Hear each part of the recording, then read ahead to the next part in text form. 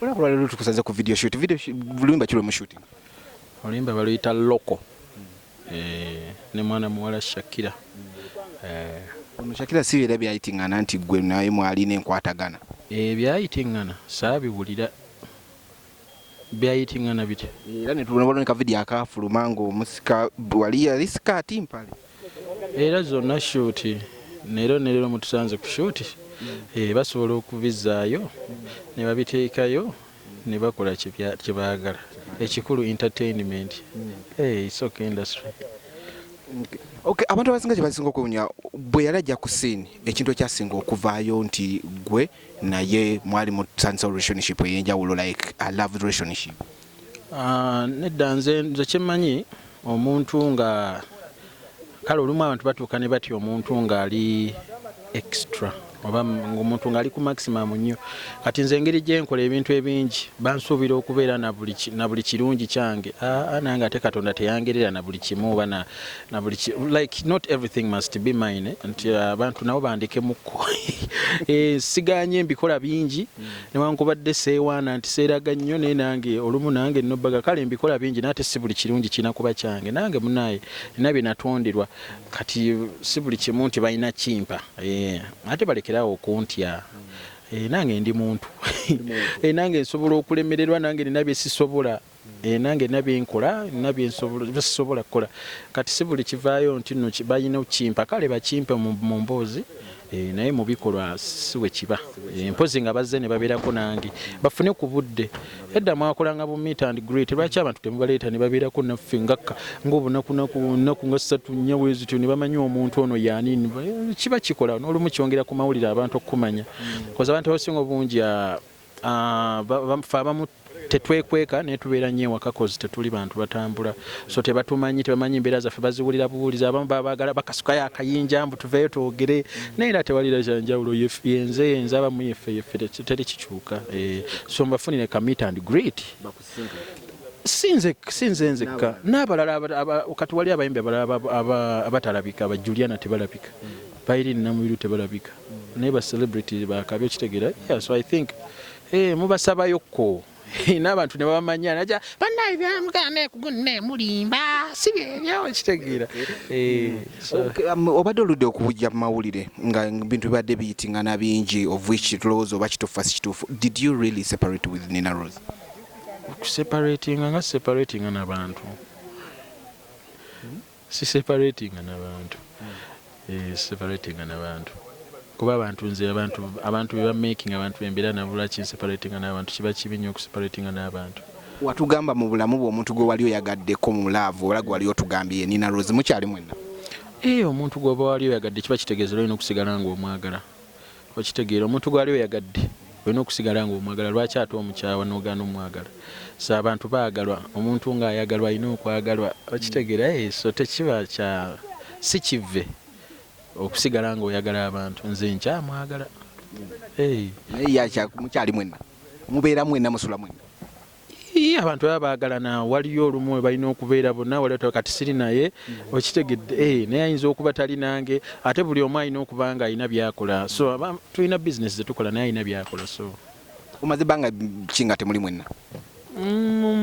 Mulaba sina bbanga kiina bimulaba mulaba kati ate oyagala njogera ebyama bannaye byobulamu bwange olumu tubyogera omu tetulina byogera okitegeera kati mba nkwaddeyo kahinti kakumala twawuliddeko nti Nina Roz ayagala kuva mu Black Market Records ate nga gwe wamutwalayo nanti muyimbi nga ye Nina Roz ekirungi ogambye Nina Roz kati nga ye Nina Roz abava sitogambye kankunda kati nga ye Nina Roz ayina ne decision ze ng'omuyimbi era akkirizibwa okuvaamu mu Black Market waba ayagala kisinzira contract gye yasayininga nabo ate omuntu abeera mediator eri business z'abalala tekitegeeza nti nno tayina ate kwesalira nedda nze nali mediator mwana mu connecting amaaso olw'okuvaayo kozi sinze nyini Black Market wabula just nange ndi omu ku bali ku board so sinze asala Black Market is a big company bantu bangi abatuddeko tuli bangi okitegeera so baba basazeewo bateesa naye nde nekiggwa kati nze ayogera ano njogera nga Daddy Andre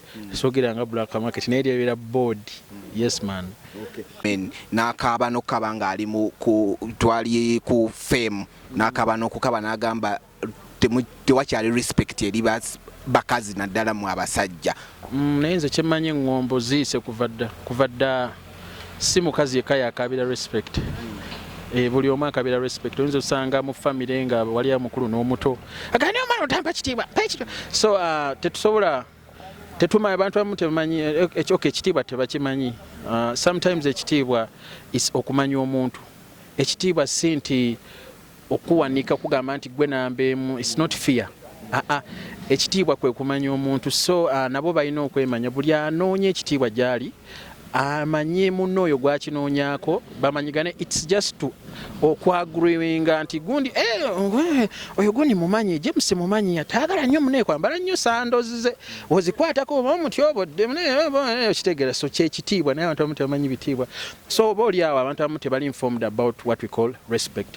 Respect is about okumanya, understanding and knowing who you are, then I follow the principles and the rules. Okitegeera zotambulirako ku bulamu and then awo kye bayita ekitiibwa. Yes, naye so buli omu adeserving ekitiibwa. Igwe odeserving ekitiibwa, omwana omuto adeserving ekitiibwa, buli omu adeserving. So kisinzira engeri gye muba mwemanyiimu mmwe like parties ebbiri ezo. Yeah, I think buli omu adeserving ekitiibwa. Oyinza ogenda ku party like nga ye anayagala ekitiibwa n'ogenda ku bina kati obaleka ne beesootinga. But everyone deserves human rights then respect. Buli omu oba mukazi oba musajja oba yagwa eddalu oba buli omu mu ngeri ye oba president. Actually kati kankuwe example nti oyinza wali abaana bajja ne batyobola oba muzeeyi president bamutyobola naye waliwo ebasukka n'abaana aga this is not good. Yeah, you are out of now, this is disrespect. Okitegeera nti waliwo ebakwatako kye bayita to disrespect. Ne buli omu yeetaaga ekitiibwa. So it's okay waba akaabira ekitiibwa mumuwe ekitiibwa abatamuwa kitiibwa. Then recently akoze birthday tewalabiseeko Daddy Andre bane birthday kyekiba naye okuba nti zino parties abantu abamu tuli balokole tetulina kucelebratinga buli kimu kyonna. So ayagadde okicelebratinga it's kiri personal waba ayagadde okicelebratinga tekitegeeza nti nina okubeerawo. Tetwatta mukago gwa ndagaano nti bannaye birthday party ebeerawo simanyi video shoot ebeerawo. Nedda. I can't be everything for anyone and that anyone can't be everything for me. Okitegeera nawe njagala okubeera ne therapy koolo nga gw'olina birthday party wemba siri wakujja tetukwatagana. So olumu it's about moods zange ziri kuki then tukanyiza kuki. Okitegeera kati nkwa example igwe wobanga oli mukyala wange igwe ng'ogenda siiba nga nze saagala tolina kusiiba obadde okimanyi kyokka bya Katonda kalatolo birthday party. Okitegedde nti naawe obanga oli musajja ng'ogenda kusiiba ng'omukazi tayagala tekikkirizibwa. Omukazi waba agambye nedda tojja kusiiba gwegeza osiibeyo ajja kikumalako era ojja siibula okukanga tonnaba kutuusa budde. Daddy Andre, waliwo rumors zavudde munda mu kampyo nti olina ennyimba ze wali okoze ne Nina Roz naye oluyimba olumu walugyemu eddoboozi lya Nina Roz n'oliwa omuwala omulala. Abo baleka bajje bateeke kamera mu studio zange kuba tebalina kye bamanyi ku byuma byange. Byonna byayogedde talina kyamanyi kubinkwatako. Kati nakola ddi oluyimba olwa Nina niluga n'okufuluma. Buli luyimba olufuluma lwonna kiba kitegeeza batandise odduwulira aluyina aluyina oluyimba waba aluyina lubakubire. So yeah, buli luyimba luba lufulumye of course luba lubeera out luba lukkirizibwa. Ne bwe nkola naawe oluyimba nga luli mu studio ewange luba lukyali lubisi, it means it's still a demonstration song. I have ability nga sizijeko ebya Nina oba ebyagedde. I have a right okudukola kyenjagala nga sinaba dufulume copyright. Era wemba nduyinako obuyinza percentages nga lwange nina obuyinza odukola buli kyenjagala. Nyinza odutyobola nendikwata mu byenda nga lwange nga nduyinako kye bayita copyright n'obuyinza. So nyinza okuteekamu Bobby Wine ne mujjamu nenteekamu Bebe Cool ne mujjamu as long as it is mine. Oli tasobola kujja nangano okukola dukola kyenjagala. Okitegeera. So ne Winnie Nwaja asobogana nakola oluyimba ne Vixoni nga lukyali mu studio obanga kopi oba lwafuluma alina obuyinza odukola kyayagala. So wakoze ekyo si kikulu wemba nkikola oba si kikoze like mbadde nkubuulira so wali amawulire olumu agatakola nga waliyo naffe eno tulina amateeka gaffe okitegeera nti oli najja bannange bajjemu bana eddoboozi lulwo so already no mateeka already lulwo oba bakugyemu oba walimu oba tewalimu tekina we kikwata as long as oli owning oluyimba asobola dukola kyayagala ba audio producers zona bagenze eggulu gwe tuli wano Kampala sente olina nyingi nyo tuyagala kuseteza sale sente za sale bazimpi of course nzira naye kati zaabwe bali bagenzeewo nga apawo tulimu apawo of course nanti producers so baba representing nze bannaye kuliko chairman nze siriko kuba like ku board kuliko ba chairman nze siri chairman so chairman abagenze nakinkolera aba remix bagendayo bonna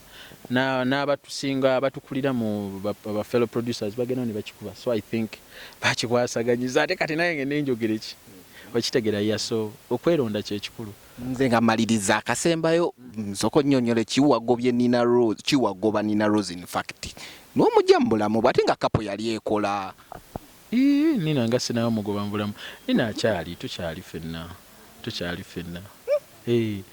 kale musinikireyo obubaka obusembayo bwalaba Nina akikuba wakabi nnyo bannaye muwagire music we era mumwagale era Katonda namwe ajabbawo omukisa okay kiki naye essanyu nga lingi No, I'm good. You're good. Yes, I'm You're good. feeling nice. Yeah, it's a good day. You know, the sun is out. It rained before, so feels good. Yeah. Tukulaba kuba tulaba dada Andre kintu abadde kikwasiza maanyi onako lwaleero video bagita bati Video? Loco. Loco. Loco. Yeah. Ogeza ko gamba dada Andre nti oli loco buli kyose olukikola No, I'm talking to people that love music. Yeah, anybody out there, as well as relating and Ainagwayagala, you know. Yeah, it's not just Andrew, it's anybody out there. Why Andrew mu collabo zonna tulina abayimbi abasajja abayanju abasobola okikola lwaki Andrew? You mean this song? Because he wrote it, he alwandika ya producing. So I don't think asobola do omulala oluyimba nga lure. Yeah. Lwaki bula mwamuyita dada Andrew gomuyita Andrew ekintu kiba deep. No, it's because he's a friend of mine. Omanyi oba n'omukwano ne wabanga monene like no wabanga muyimbi. When you become friends, omuyita by their first name or last name. Katinga gompita Shakira. Tompita Shakira. Yeah, so that's what's up. Okay. Does this justify rumors ezibadde wonti mwe? Ne ka video ke twalabanga akusika empale. Kada video byetulyokola. It was a rehearsal for this video. What's Kampali? To try to scampali, it asked my top.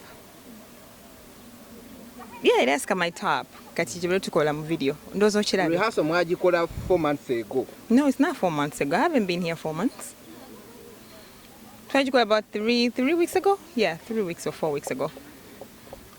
Yeah, I haven't been here 4 months. No. Kino kintu kikoma wa gwe dadi yange. It's just a song. It's a song we're doing. We're working together. He's an artist. I'm an artist. He's a producer. Really, it's a song. Mwagala monja gaza stop. It's a song. Yeah. He's a businessman as well. Kati waba in a project, no jagala. You talk about finances and payments. Nemuchikola yeah. No, sometimes it's just I'm doing my part. He's doing his part.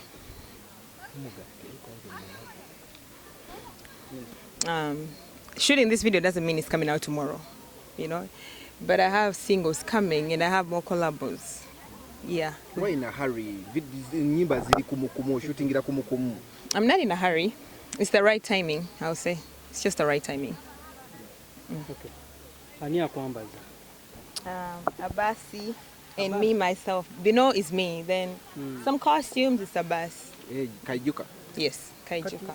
Shakira, when babita outfits bazita batya. This is a throw-on. Some people call it kimono. Yeah. Yeah, but it's a throw-on for any, Wakoma mu Uganda ebyateekera ddala. Era leero tulabye wano nga olina Andre. Namubyekolera ddala. Ebiki? Ebintu.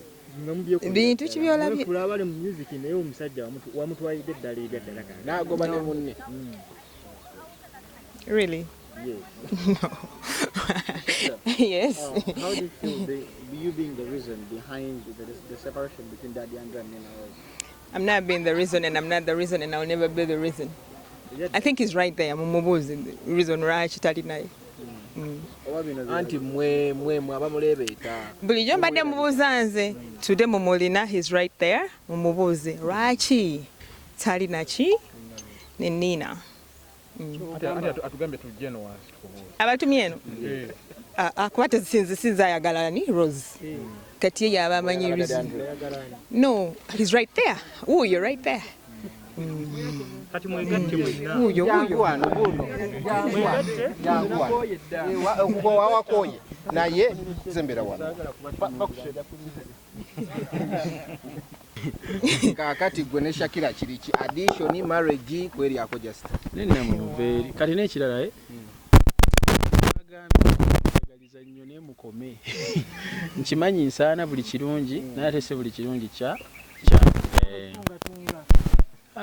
Byonna mwatya kiringa olaba kati mbabuze temufunangayo jasi kati olabyo kaniwanikona temufunangayo jasi muntu akikola triple times okitegeera perfectly nganze kati mwatya nnyo mulowooza buli kivaayo kyonna Andre n'abalala basobola okukikola mumweko kali palaso mumweko ku bebekulu mumwayirizeeko kale ku bayimbi abalakoze okukuba kuwayiriza still it's olugambo okitegeera naye kati nze buli lugambo munaalumpa ane Andre Andre ekibiina ekirungi it is okay anti abantu bagamba ekibiina kya gundi kya DJ Maigo wakibba dancehall kati gwe dancehall king aledde obwakabaka munnaye mu Buganda munnaye mu bwakabaka temutuulamu king babiri kyovula munnange ne kabaka omulala abayina okudda mu bigere by'omukulu okitegedde Mutebi tannaba kubeeramu kati nze sobola kubeera king ngate tuina king mu Buganda muganda wange so abantu omuwina munnaye kyebula abudda muga simaye respect kati mu respecting ku kigambo kibayita king nze kigambo nkimanyi manyi kye kitegeeza am informed okitegedde so kati sobola kubeera ate king weerijjwako waliyo king abulasa okwevuma wamuleta n'okugalawo fana mwati abuti mwabatya kuba n'ekirala naffe abasajja mutweko respect mwabasajja naddala mu abasajja abali emabega press naffe abasajja abali eno mutweko ku respect kozi muweereza abakyala respect nnyo okusinga ate iffe naffe mutweko respect kozi nammwe mwemanyi omanyi Yesu yagenda n'agamba abantu abali bakuba omukyala malaaya amayinja yavayo n'abagamba takikolangako akube mukube bonna bakola kibaasasana kati n'ekirala mweweeko ku kitiibwa nti mulina ebintu ebimu mutalina kwogera ate walina ebintu kye bayita secrets oba omuntu akikola oba takikola waliwo omuntu gwe baawayirizanga eyo nti omwana oyo omusajja yafa nga mbeerera naye lwakuba nti nno yali muntu ayagala nnyo abantu oyo omuntu bali bamuyita Yesu okitegedde yafanga yes nedda senjiri nanti munnaye nino bakomyawo ne mbajjukiza nti nno mu abantu muli babi nnyo nti n'olumu ne mutuuka ne mwirabira nti naffe abantu tuli ba sinners yes naye nammwe muli ba sinners kati naffe twagala ku kitiibwa akakantu kalina okubeera mulekerawo tuwaayiriza kati kye bakuwaayiriza ekituufu kye mumpaayiriza nammwe ekyo kye mwewayiriza eyo kiringa gwe okubanga gwe ky'olina nti gwe tofuka ate nojja noga Andre munnaye olayika naye ofuka so mwenna mufuka mwenna mugenda mutoyi ne mweyamba mwenna muli emmere era mwenna temuli baana bato mulekerawo okwebuzaabuza okitegedde ne mwesiba ku muntu ne mwesiba ku kintu ne mwesiba ku kintu Okay, quick question. It is okay. Quick question. No, I'm going to ask him in front of you guys. These people are saying I'm the reason why you're not with your wife. Is that true? Abanaye abantu yatunga bulungi abeddiremu naye n'ekirala kati kambabuulire ebintu by'obufumbo I think biba byetaagamu nnyo ebyama ekitegera like ziba secrets kyovula banze osobola okumbuuza ebibuuzo ebisinga obungi nenkubuzaabuza nenkuza eno kitegera why kozi si buli kimu nti nno tulina okukyogera so until omuntu oyo ayina ng'ali brave yasobola okyogera kati aba alina okibanyonyola naye ate munnaye nze wenvaayo nenkugamba sinaba kwawukana ne Nina okitegeera so nti mwe abamawulire yes mubyagala naye ate kati bwe tuba tetwagala kati tubeere nga tuli mawulire nga twagala tugambe nti no twayawukana mutuviire okitegeera so olumu nammwe mulina okuzannyisa omupiira bulungi so musale pressure wakitegedde so nebi this is entertainment kati what if wakitegeera so temwaka nnyo musale ku pressure nze negomba mukama katonda okitegeera yekka gwe negomba so ebisigadde negomba bikolwa kwenjigirako wakitegedde kati era niko kwegomba aliwo byegomba nanti kyendi okugamba era oyo gweba weegombye oyo omu gwe bakuwanga lubiriizi lwo kiba kitegeeza aliogwa omu bana sibamanyi na katonda bamumanyi nene ekisembe gwe gundi yagambye Angela Katumba lekera okwewayiriza nti muberangako mu relationship naye buli kaseera wovaayo ogamba nedda ekyo bakiyita alutwa continua kiba kitegeeza nti omuntu waaba ayagala musigale nga munyumyako ku press ku mawulire kiryoke mu musigale nga munyumya it is okay oba namwagala oba saamwagala waliwo obuzibu wemba saamwagala waliwo obuzibu nedda wali agenda okunkuba kibooko nedda it is okay buli omu ankozese kyayagala oba ayogera nti yanjagala oba olina teyanjagala olina ayagala Andre yankwa it is okay mukozese erinnya lyange bibayambe gye mugenda mu maaso eyo munnaye nabajjira it's okay feel free kati actually ngenda tandika bawa certificate nti kati ono ali mu grade eno buli akozesa erinnya lya Andre nti kati goli onoonye paka bbanga kinti nena naye mumala nga mubuukako nga lyo lisigala okitegedde enze abasobola mujja sigala nga mubikozesa kyemwagala okitegeera so buli ayagala okujja naga Andre wangi watomedde wali simanyi embuzi it is okay we kasita toyina kye bayita evidence wamanyi genda oyogere by'oyagala nze kasita neemanyi njagenda nga abaweereza certificate olinga muwaka receipt ono ne mwagala asaana gundi naye ono mukyala ayina bbaawe okitegedde mulekera omuwaayiriza bambi mujja mulemesa ebirungi ate nyingi project si kibi it is okay nedda omuntu yenna eddoboozi liba representing oli ayogedde owoolugambo naye nawulira mnyina akola duet it is okay byonna bijja kukolebwa tujja kukola duet I shall tell us about Mama, Bobaka,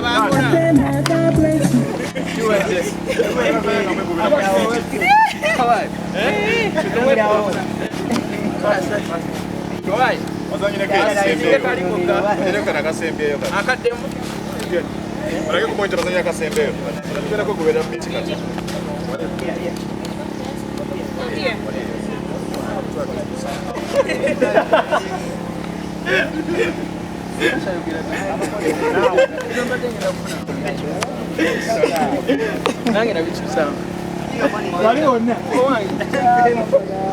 kaderi omuŋŋambanga ebiranga ebyo Jamani olina mangi. naye naye abaalaba Owa nkafani k'omuyimbi.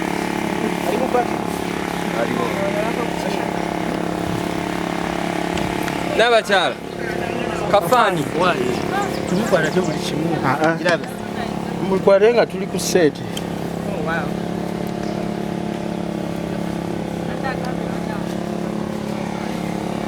kyebinyumye tuddemu Sasha tuddemu Dana Sasha manyi guno mutufume Sasha tuddemu mubadde bayibuli. Mimi ogala kusooka mukolako